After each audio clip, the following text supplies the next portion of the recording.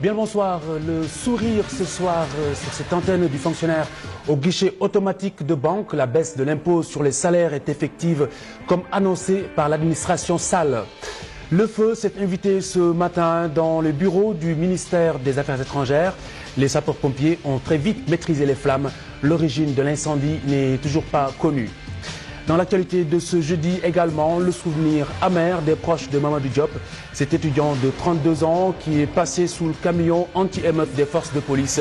C'était lors d'une manifestation contre la candidature à la présidentielle de 2012 de l'ancien chef de l'État, Maître Abdoulaye Wade. Autre cas dans la même période non encore élucidé, le meurtre présumé du policier Fodé Ndiaye, victime aussi des violences préélectorales. Cannes 2013, journée de repos, les quarts de finalistes retrouvent la pelouse samedi et dimanche.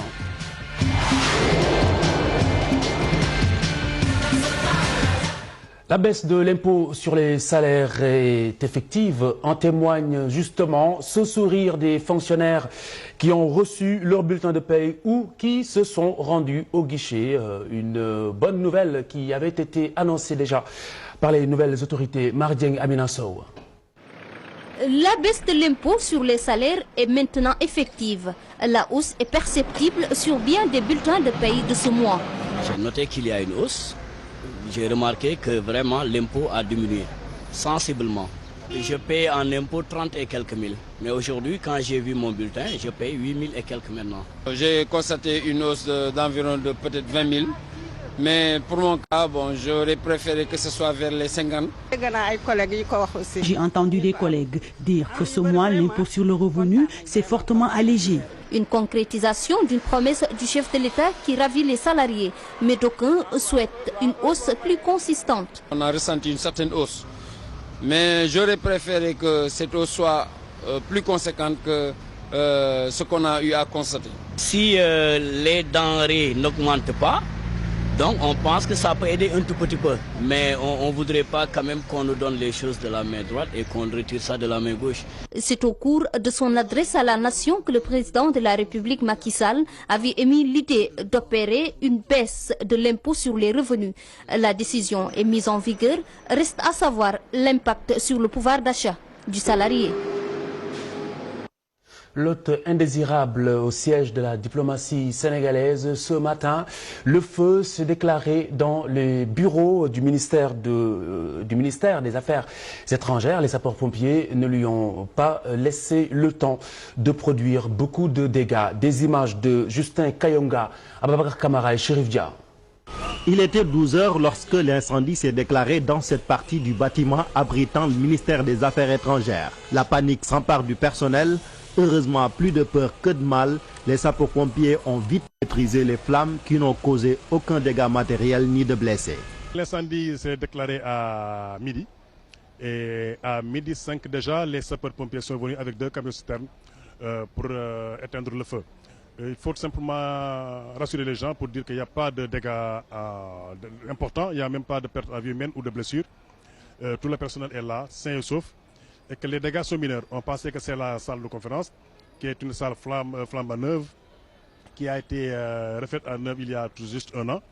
Mais même les rideaux sont là. Il n'y a eu aucun problème. On pense que tout simplement c'est un petit coin derrière la salle de conférence qui a pris feu. Et le feu a été vite maîtrisé par les sapeurs-pompiers qui sont venus 5 minutes après. Les causes exactes de l'incendie sont pour l'heure inconnues, même si aux affaires étrangères, on soupçonne un court-circuit. Je pense simplement que ça doit être peut-être un court-circuit. Je ne suis pas sûr à 100%, puisque nous sommes dans un ministère où il est interdit de fumer. Personne ne fume ici. Les gendarmes sont là, ils veillent. Et comme on ne cuisine pas ici, on ne fume pas ici. On pense tout simplement, moi je pense personnellement peut-être que c'est un court-circuit. Les agents dans la sélection sont là, ils sont en train de faire le diagnostic et pourront nous dire ce qui s'est passé réellement. Le commandant de la 11e compagnie du groupement national des sapeurs-pompiers qui a dirigé les opérations d'extinction des flammes n'a pas voulu se prononcer sur cette affaire à cause, dit-il, de la sensibilité du département des Affaires étrangères. Le ministre Mankeur Ndiaye a appris la nouvelle depuis le palais présidentiel où il prenait part à la réunion hebdomadaire du Conseil des ministres. Plus de peur que de mal. Les diplômés de la pêche et de l'aquaculture en sit-in le 6 février prochain. Ils réclament leur intégration dans la fonction publique. Également, plus d'implication dans les différents projets de développement initiés par les autorités. Le collectif était en assemblée générale ce matin. Les diplômés de la pêche et de l'aquaculture sont très remontés contre les autorités. Depuis 2005, ils courent derrière un recrutement dans la fonction publique. Actuellement, le gouvernement du Sénégal a prévu de recruter au niveau de la fonction publique et la pêche n'est pas prise en compte. Au même moment où, au niveau des postes de contrôle, il y a beaucoup d'agents qui sont en manque. Il n'y a plus d'agents au niveau des postes de contrôle. Le secteur de la pêche a un manque terrible d'agents. Aussi important pour l'économie de ce pays qu'ils ne puissent pas faire partie des recrutés au niveau de la fonction publique. Ça, nous ne pouvons pas l'accepter. Mieux vaut fermer les écoles de formation et jusqu'à ce qu'il y ait recrutement au niveau de la fonction publique. Plusieurs négociations avec les autorités compétentes n'ont pas été concluantes. On a fait des marches pacifiques. On a été voir les autorités, les alerter.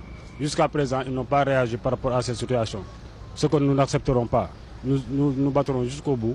Aujourd'hui, c'est juste pour les alerter. Aujourd'hui, ces 245 diplômés sont déterminés à lutter pour obtenir gain de cause. Ils ont prévu de faire un sit-in le 6 février prochain.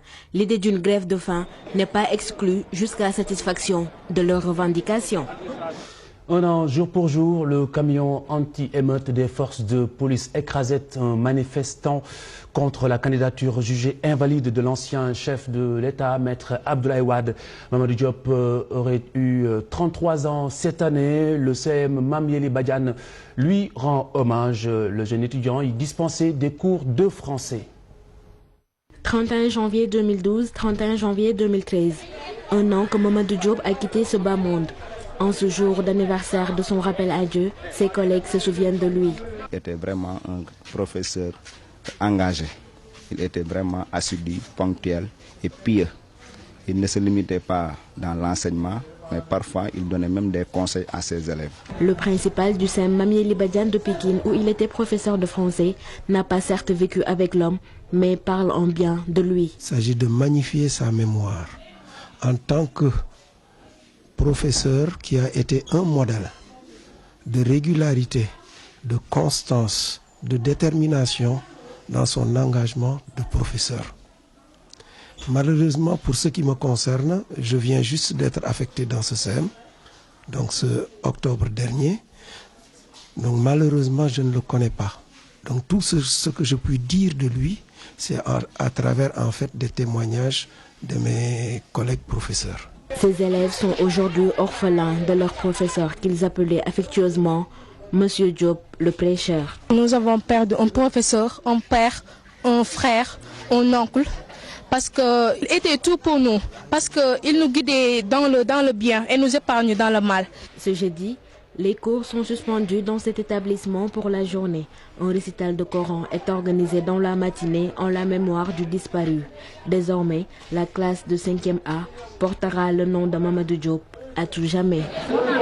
Et le président Sall qui accorde aux orphelins de Mamadou Diop le statut de pupille de la nation. Ils seront donc pris en charge par l'État du Sénégal. L'État, le père de Mamadou Diop, qui l'indique, était reçu par le président de la République hier. Voici une autre victime des violences préélectorales de 2012, un policier, Fodé Ndiaye. Il aurait été tué par des jeunes de Colobane, toujours en prison d'ailleurs. Le drame a eu lieu lors d'une manifestation qui dénonçait la validation par le Conseil constitutionnel de cette candidature controversée de l'ancien président. Nous sommes le 27 janvier 2012.